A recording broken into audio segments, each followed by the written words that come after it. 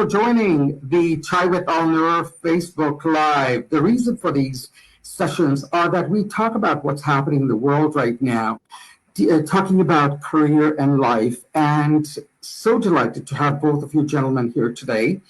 Anton, I had met you first on LinkedIn, and we moved over and carried that conversation into Facebook. And Kevin, we started just not too long ago on LinkedIn, and just a couple of days ago, you accepted my request to friend you on Facebook. Thank you. Welcome, gentlemen. How are you both? Kev, go ahead, man. Oh, I'm blessed, Alnor. Really glad to be grateful to be healthy and still being able to function in the midst of all the crazy. And so I'm just try to stay grateful and moving forward, you know. That's fantastic. That's the best we can ask for, right? Yeah, because if we're not moving forward, as this continues to open up and crank up, any of us that aren't moving forward is going to be left behind, and it's going to be hard to catch up. For sure. And for me, I'm doing great, man. I'm fantastic. I got surgery coming up tomorrow. I got great news lined up out the door. No, but I tore my Achilles tendon a couple of weeks ago, which is I'm happy that I'm having surgery because they got me in fast. They, got everything done fast. And my doctor, cool story. My doctor is the doctor for like all the pro athletes in Colorado. He works on like the Denver Nuggets and Avalanche. So I'm like, all right, can you fix me up better than I was? Maybe like put an extra stitch, give me some athletic performance while you're at it. You're going to jump higher and faster now, huh, Anton? What's that, Kev? Say after the surgery, you'll jump higher and run faster. That's fingers crossed, right?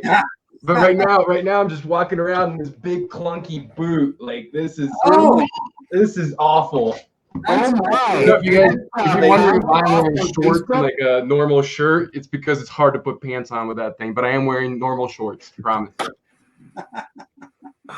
Too funny. I was just going to say this pants off on Facebook because there is a group like that. I don't know if it's all across the world, but I found that out. Now, just wanted to say that why I have asked for the two of you to join me is that, Anton, it was a year or so ago, and you had posted something about your dad. And you talked about the healthy lifestyle. And at that time, I commented on your post that I'd lost about 150 or 180 pounds by then. Right now, I've lost over 200 pounds. And you were quite shocked in all of that, right?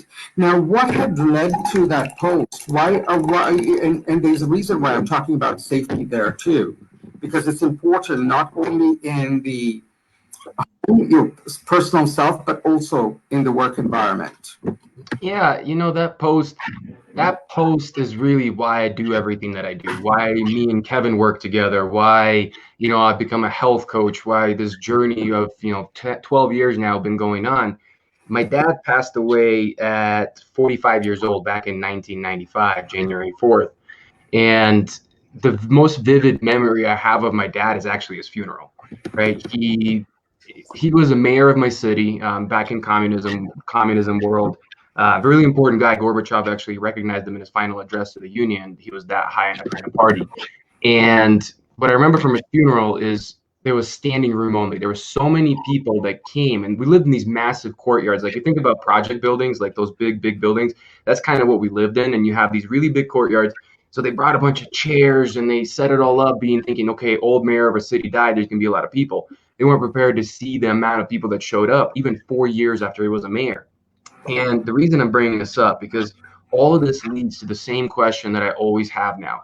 What if that man took better care of himself, just gave 10% of himself to himself? There's a reason why, my method is called 10% fitter, and just took 10% for himself. Talking about safety, how much better could he have been and lived a safer way? Because safety doesn't necessarily mean not breaking, not doing something bad. Safety means doing the right thing when you're supposed to do it, right? So had he taken better care of himself?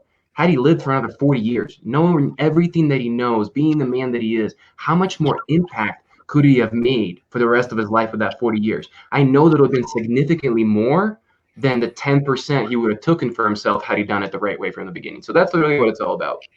Wow. And I also read the Father's Day post where you have acknowledged of a friend here, Kevin, as being a father figure and looking after you. So bravo, bravo. How did your relationship form? What was it, was the catalyst? Have you met in person even? Nope. We've spent countless hours. God, I've probably spent well over 150 hours with this guy on the phone, maybe 200 hours in video calls and things like that, but we've never met. And that's the power of LinkedIn. And that's how we met. You know, how I met you, how I met so many other great people. We will meet in person someday. Obviously, we're running a business together, so that time will come. But we just started networking, right? We just came across and we started chatting, and then we engaged more and more. And then we realized that it almost like I think we've almost started a business like two or three different times in different places. And then it was like, okay, I like this guy. He's got a great head on his shoulders. He's super wise. I call him the Rafiki. If those don't know the analogy from the Lion King, that really wise monkey, the Rafiki. That's his nickname. But it was all LinkedIn, man. Kevin, what's your side of it? Oh, I remember we crossed paths on LinkedIn over a post or something, and we got to chatting, and then we took it to direct message, and then we scheduled a time to catch up on the phone, and at that point we clicked nicely. And wasn't too long after that you started sharing a bit about the vision that you have for Prospective Force. It was not called Prospective Force at the time. It's been through a lot of changes and iterations, but we just connected and have had a good go of it, and we can now relate very well. And you know, I know if I need Anton, it doesn't matter when I need him. I can call him and he's there. And I think he knows that of me. You know, it wouldn't matter day or night, whatever. And so we've been working ever since in just different fronts, different ways, and growing together both from a business standpoint and personally. Anton challenges me and gives me some good pushes forward, which as an old guy, you know, we're always looking for a little extra push here and there. And so, yeah, it's just been an exciting relationship to grow, and excited to see where it's going to go. A lot of potential. That's fantastic. Yes, the power of LinkedIn. Here we are on Facebook because I do not have LinkedIn Live. Is it you, Kevin, who has it, or Anton, who has both of you? Oh, fantastic. So just a little bit about me is that I am originally from Kenya, East Africa. My parents were born in Africa as well. My grandmother is African Arab descent. And so when you said Rafiki, and you know, it's not Hakuna Matata, it's Hakuna Matata. And you did pronounce Rafiki right. So thank you for that, because that is what we grew up with. And that song, Hakuna Matata, was such a popular song back when I was growing. I am now 55, so I've outlived my dad as well. And just a little bit of a side comment over there. And just, you know, wanted to share a little bit about Anton over here is that you say that you are a father and a husband, but also you're a healthy life coach and the CEO of Prospective Force. The company focuses to help organizations fix turnover and productivity problems by focusing on team members. How important is this? And that is the reason I wanted to stop there for just a moment, is that with COVID happening, and right now, lots of organizations are pushing forward to enter the workforce with everybody coming together. Are we there yet? Are we looking at problems that are we looking at focusing on the team members? There was when I added on the LinkedIn post, I talked about the relaunch strategy. Are we looking at not only the psychological safety, because my guest last week was speaking around psychological safety in the home, which is very important, which is what you touch on as well, Anton. So I just wanted to take a few moments to thank you for that. And wanted to say that you do your coaching with individuals and teams in the area of health, life, leadership, communication to create humanly sustainable performance, which is fantastic. And with you, Kevin, you speak and train and train the coaches to meet the needs of individuals, associations, businesses, and organizations. You have such a vast knowledge as a former school teacher, as a speaker, as a trainer, as a coach. And those LinkedIn lives, wow, amazing what you're doing over there, bringing so much synergies, what we're talking about. And my guest, last guest in April was Virginie, who's appeared on your live shows. Such a lovely lady. And when she was on Facebook Live, that is when you gave a shout out, Anton, and you said that you wanted to be over here. So thank you. Here you are. What can you add to what I've just said around the relaunch strategy and what's happening in the States right now with, well, you know, it is scary with the numbers that are spiking up again. I mean, the thing is, for the first time, we're having to look at employee health as a priority of business, right? And the difference is it's been reactive.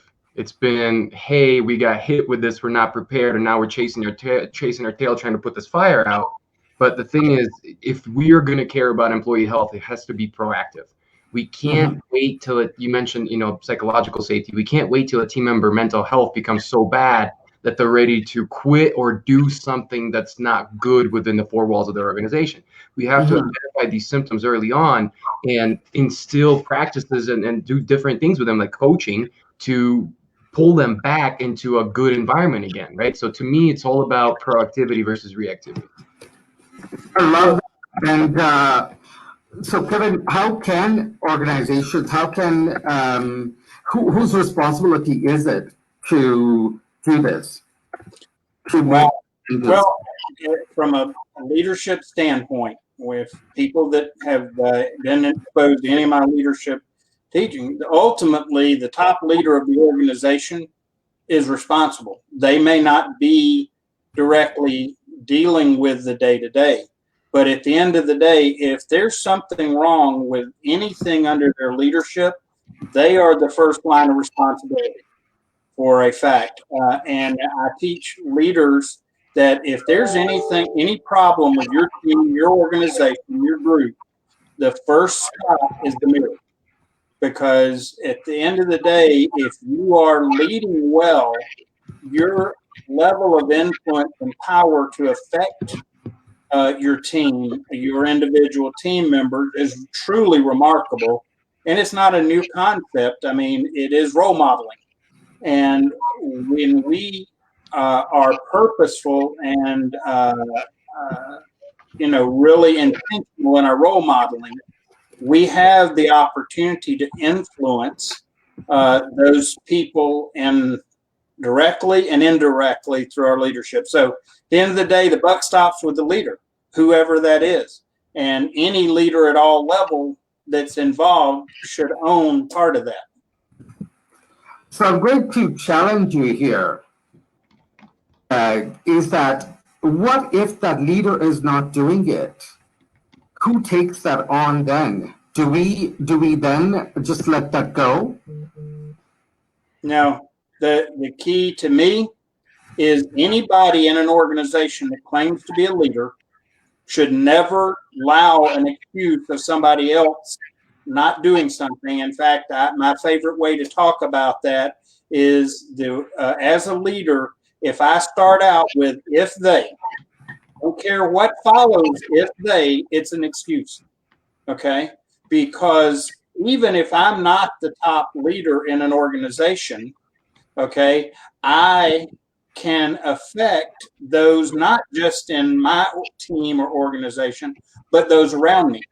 Because right now, especially, there's such a void of real leadership around us that anybody that effectively leads walks in and they start affecting things around them. And so within an organization, you may not be the top of the food chain, so to speak, or the founder or whatever. But if you're a leader and you practice the principles of leadership, there is a massive ripple effect that can change things a great deal. And so just because the top leader or manager, whatever, owner doesn't necessarily subscribe, you as a leader within the organization can influence things to start this process. I love that. I love that. And we do have Roger Landeni on the Facebook Live right now. Welcome, Roger. Do tell us in the comments where you are from. It'd be great to hear that. So when it comes to the path, like, it's fantastic what you just shared there, Kevin. And, you know, I see that a lot. And it all comes down to what your values are. So, Anton, why are you on the path for helping people? What is that driving force that you have over there? Honestly, it's a combination of my dad's legacy, right? I've already mentioned him, and I've determined that I want a legacy where I make the tiniest impact in the world to help more people not end up like him, right? So that's what started it all. But then I realized that I get to serve in a way that fulfills my heart. So I found something that I do. I call it being selfishly selfish, because I have an ego, and I will be the first to admit it. That ego is not small. That ego likes to be fed, and it likes to be, paid attention to. But what I found is that when I develop and train others, I actually get a greater feeling, get a greater sense of accomplishment than if I achieved it myself. I've had a good career, in corporate. I've had success in military.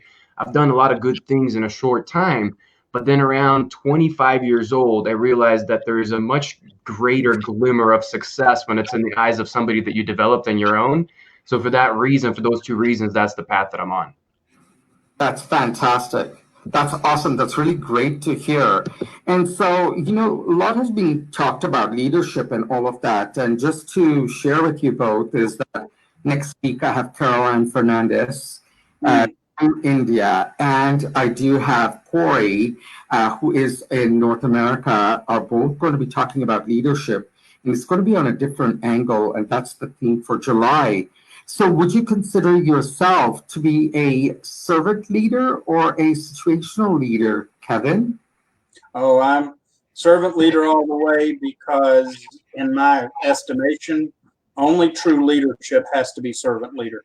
Others go by leader titles, but if you ultimately see outcomes from it, they really are, I guess you could say, bad leaders. But in the end, only true leaders, in my estimation, are servant leaders, and that's how I characterize myself. And I'm basing it off of other renowned leaders throughout history. That's fantastic.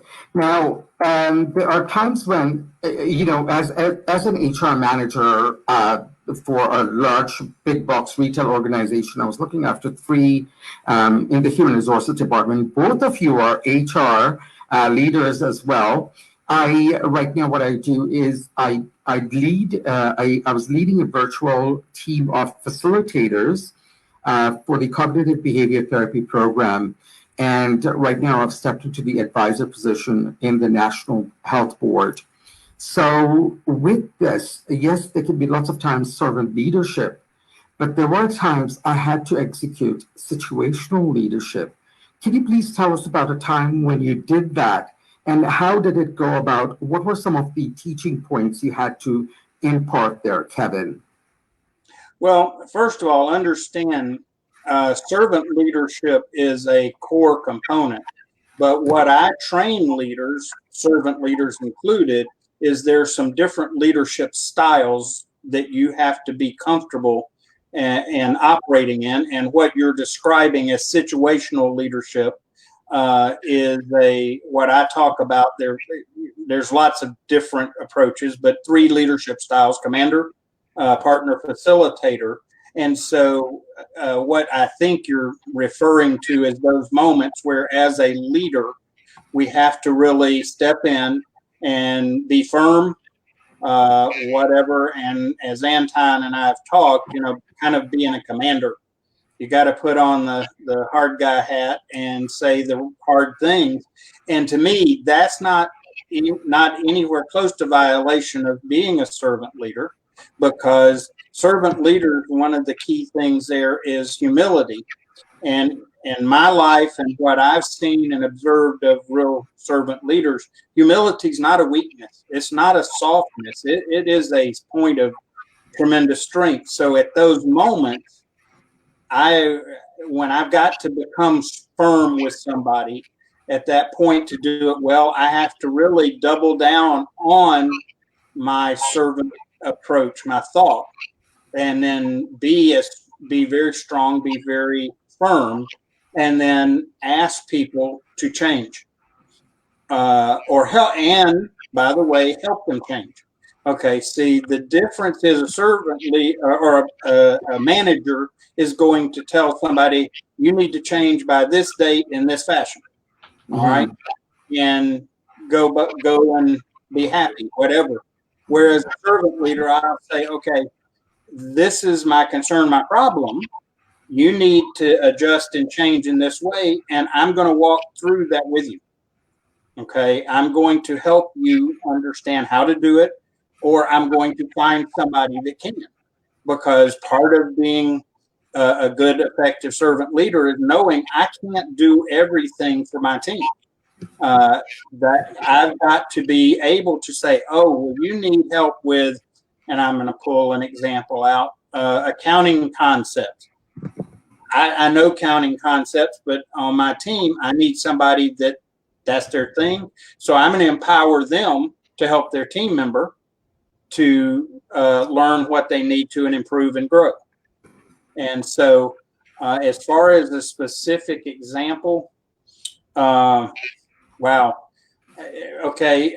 A lot of my servant leadership initial opportunities was as a teacher. Okay. And part of the reason I know these principles work is when you can get high school students to follow you and using these principles, you can get anyone to. And so in those situations, I would, first of all, respect the student involved. Okay, don't use the situation and put them on the spot, embarrass them or anything else. You take some time aside, and when they start saying, an example I had is the student told me, oh, I can't do that because of this.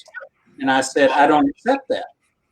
I said, I think you have greater potential than what you allow yourself, and we're going to unlock that and then walk through the steps of how that's going to work. The other possibility is that maybe they're not the right fit for that situation, and then I may have to reconsider tasking. How have I tasked that person wrong? So I love that. Yes, yeah. that's great. So, there are so many times that we tend to focus on the performance, but we fail to look at when it comes to the health. So here, Anton, I'm going to be asking you this. When it comes to the health, what is your greatest focus with your clients' safety? Honestly, it's mind. It's always the mind. The mind right now is under constant attack.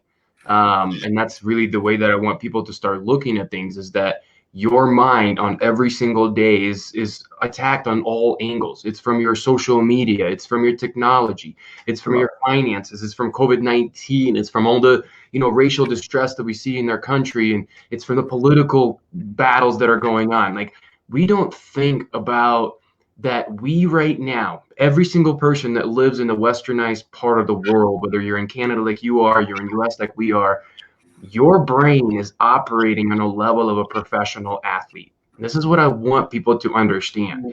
And not from a physical standpoint, right? They perform that way physically, but you got to think about it. What high of a pressure, at what high of a load are they operating at? Now, try to take that understanding and put it into your head that now your brain is doing the same thing, just mentally. except that you're not a professional athlete. You're an everyday Joe that doesn't have a team behind them of support, of people that are doing massages for them, recovery, and all this other stuff to give that to you. Plus, you also don't consider that you need that kind of recovery. So it's a very hidden danger that people get into because they go, well, I don't really feel that stress mentally. And I'm like, if you're feeling it in your head, it means it's too late. It means that there is other symptoms that are showing up and have impacted you, whether you're irritable, whether you're having hopelessness in your life, whether you just have loss of motivation, all these things that we often attribute to mental health. And I'm going to come back to, yes, it is mental health, but mental health is a symptom. Mental health is how these things show up. But what's actually going on is deep inside you, there's chemicals that are imbalanced.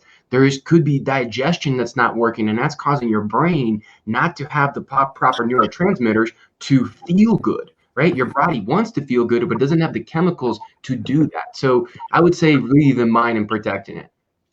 Is that gut health that you're speaking about right now?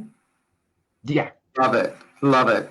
Yes, we should connect offline because during Virginia's call, I talked about the tears in my shoulder and the MCL injury and all of that. And, I've reduced and cut out as much wheat as possible. We're going off track, but I think it's quite important that the North American diet is not as great as the European, even growing up in Kenya. I used to eat meat at that time. Never had pork, but it was always like, beef, chicken, lamb, mutton, and fish. I lived on an island, so the seafood was amazing. And about 33 years ago, before it became a fad, and people were like, "I'm going to become a vegetarian," they decided to, and I decided to stop eating meat, and I still eat fish and eggs. But even my diet is more into millet and all of those. So, I'm going to be sharing this banner right here. It's around the gut health, and please do reach out to Kevin around that. Have you, sorry, Anton, for that. Kevin, have you noticed that, is there anything that people could be doing in regards to getting some training on how they can approach their leadership styles, or what education they need for to empower themselves and the organization? Well, part of it is starting with a mindset. Okay, we're back to the mind. A mindset has to shift. We equate leadership with so many other things, with titles. We equate it with being a manager. We equate it with a lot of things, and leadership is not tied to those. Now, quite often, those are the opportunities to demonstrate leadership. But first place is to learn the principles of leadership and apply them to ourselves. It would, in fact, in the last 6-8 months, something went on. You have those things that click in your head, and you go, "Oh." And one of those was, I used to joke with people because having run a business before, and part of what I did as a teacher was career counseling, and all these young people, "Oh, I want to be my own boss." And I say, "Okay, that's great." And I would tell them, say, "Yeah, that sounds really good. You think that it's going to be that amazing opportunity." And I tell them, the worst boss that I've ever worked for, me. Okay. And unfortunately, it was true, but the sad thing is it shouldn't be true. Okay. Yes. Because as a servant leader, if that is part of the way I live, then I need to apply the same principles I would to someone else, to myself. And that is hard because most of us are our own worst boss in work and in life. And we don't process things well. We might cut slack to somebody for whatever and then beat ourselves to death over that same thing. So it starts there. I used to bristle a little bit about people saying everybody needs to be a leader because from an execution standpoint, if we're all leaders, we're in a mess. I've worked with teams of leaders, and we, among our Prospective Force team, at times struggle some because we're all leaders. and it's okay. But to run an organization with all leaders, you're asking for trouble. I'll go ahead and save you the guesswork on that. So we need people that are outstanding followers.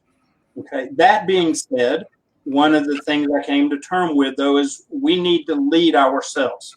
Okay. We start with us. And when we lead ourselves into the places that we need to be, that's the groundwork to then, if we are going to do so to lead other people, to then start leading them into their potential and getting the most for them and out of them. Just, as a business, we talk about, at the end of the day, we can make everybody feel good all we want to. If we're not producing, somebody's got to pay the bills along the way, and it's not going to be a nice thing. So That's fantastic.